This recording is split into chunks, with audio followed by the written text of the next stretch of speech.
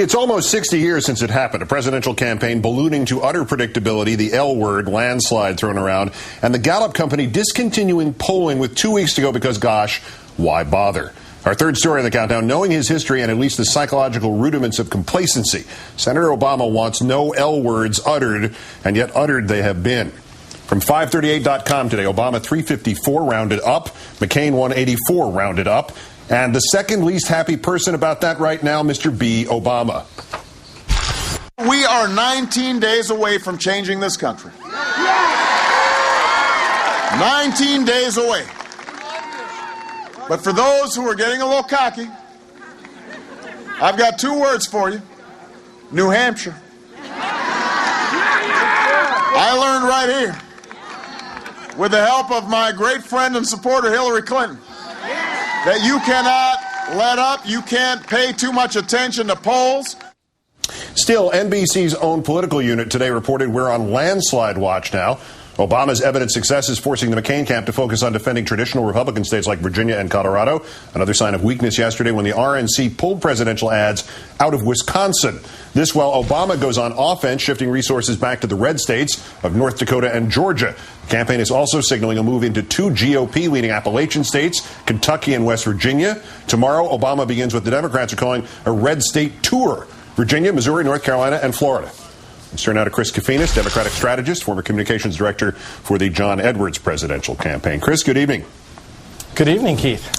Complacency, is this really a fear among Democrats? I mean, given how much flatly revenge is possible in this vote, given the uniqueness of this vote for African Americans, as somebody put it, this is a vote 400 years in the making. With those components here, can there really be complacency?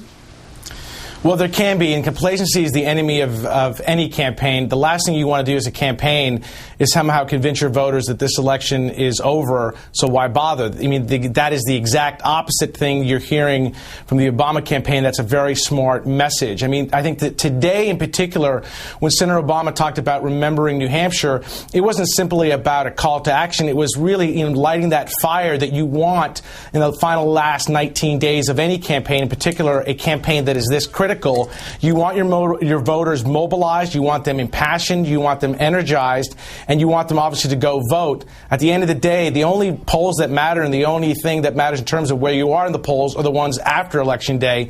You want those votes to come out. So I think what you're going to see from the Obama campaign is a very aggressive get out the vote effort with this very aggressive call to action message that you saw today. But Obama and the red states, Kentucky, North Dakota, seriously?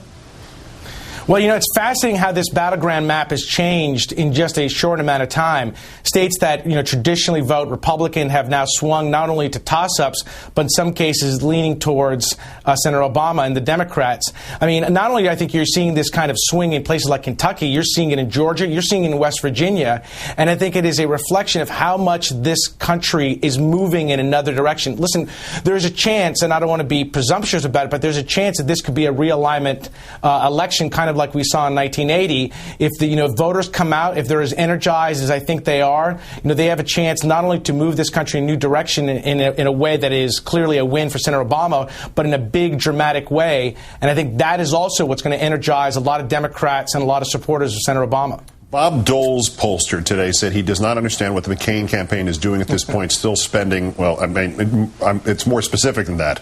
He's talking about the spending of time and resources in Iowa and Wisconsin when they are far behind, probably outside the margin of being able to catch up in those 2 states.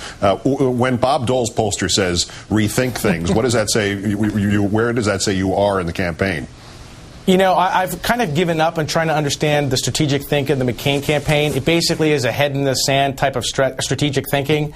I mean, we've talked about this a lot, and I think it really, tells you something, that this campaign seems to suffer from a strategic dysfunction that is plaguing every part of their campaign, from their message, from their tactics on the ground, from the debate strategy, to now where they compete in key battlegrounds. I mean, it's almost like they're living in an alternative universe where they're ignoring the polls and the trends. They're not going to win Iowa. That place, I think that state is gone. They're not going to win places like Minnesota, obviously, or Michigan.